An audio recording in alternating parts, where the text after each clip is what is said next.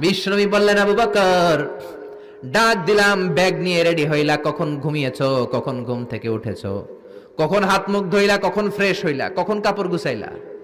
আবু বকর বলল, নবী যখন বলেছেন হিজরতে আপনার সাথে আমারও যাওয়া লাগবে, ওই দিন থেকে আজ পর্যন্ত আমি আবু বকর আমার পিঠটার বিছনাতে লাগাই নাই।